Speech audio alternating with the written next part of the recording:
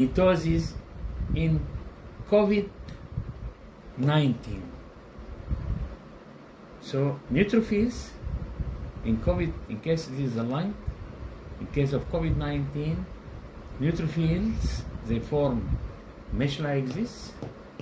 They look like a spider web. However, the problem is that platelets get trapped through these filaments here in the lung, and these fibers actually, due to trapping of platelets, initiate coagulation sequence in case of infection with COVID-19. And actually this occurs in severe cases, and this initiation of coagulation sequence by nets or by neutrophil traps, extracellular traps. These are outside the neutrophils. Actually, they induce formation of fibrin, and this fibrin, it is the primary scaffold of blood clots.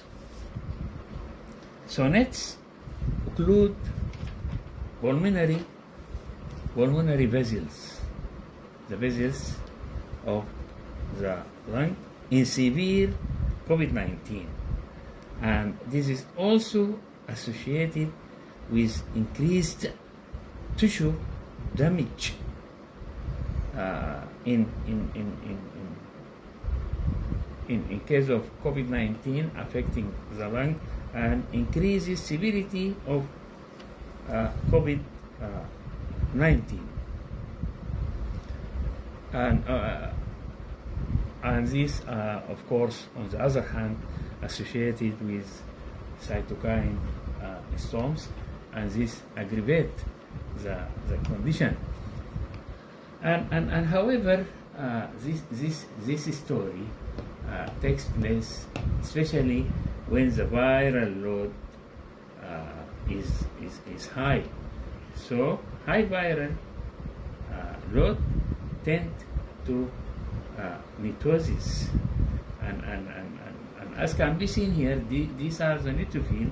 They have receptors for also COVID-19, AC2, and this lead to lung epithelial cells within the lung get damaged due to NETosis.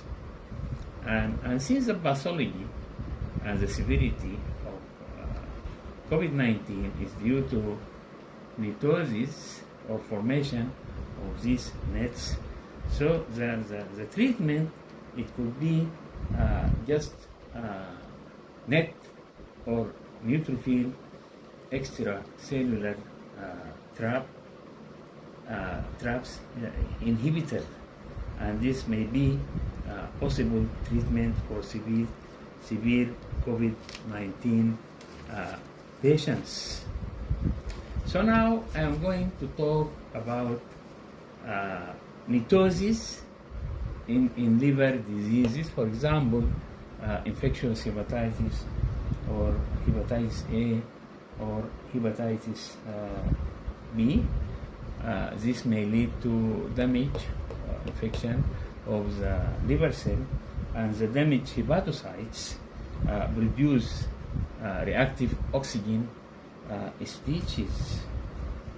So net formation within the liver, as can be seen here, exceed net formation in the lung.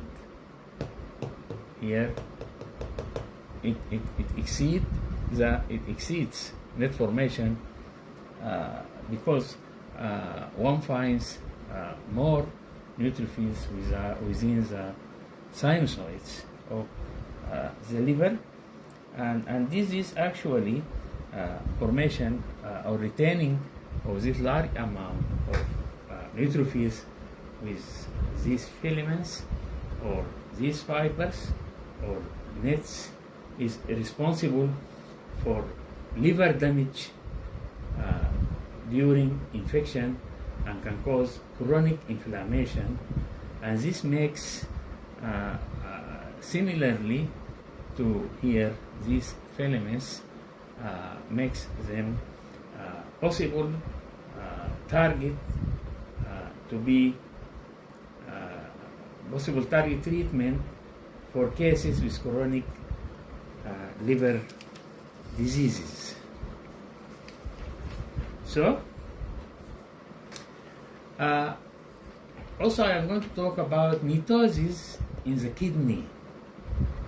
And actually, in the kidney, NETosis predisposes to lupus nephritis, which may end in renal failure. And NETosis in lupus nephritis, neutrophils, as can be seen here, in lupus nephritis, they get activated and express adhesion molecules and display tendency to aggregate and characterized by NETosis. Nets here may be involved in the pathogenesis of SIB. Of course, these nets they are due to modification of the chromatin of the neutrophil. So neutrophils they send filaments. These are formed of DNA, proteins, histone, and enzymes, myeloperoxidase, and however, these filaments are sticky. They trap the microbes, and following trapping the microorganisms, the neutrophil phagocytose this structure filaments together. But however, remnants of the nuclei may stay free without being engulfed with neutrophil. And in case of kidney, the remnants of the DNA may provide an auto antigens, as DNA should not be seen by the immune system, but when seen for the first time, so the immune system will produce antibodies against the remnants of nuclei, and this will produce anti-nuclear antibodies. So these antibodies will bind to remnants of nuclei, and this will lead to formation of immune complexes, as can be seen here.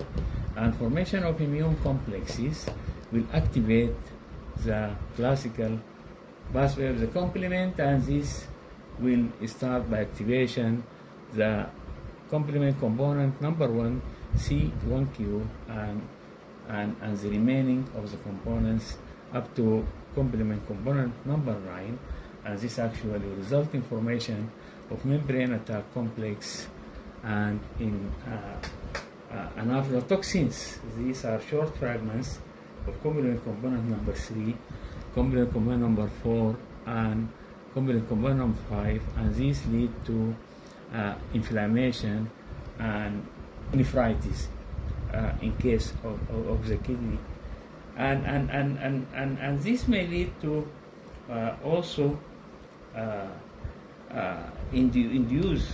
may lead to formation of interferon gamma, and activate also within the kidney the blood coagulation system. I mean, these nets activate the coagulation system and contribute to the formation of blood clots, causing endothelium.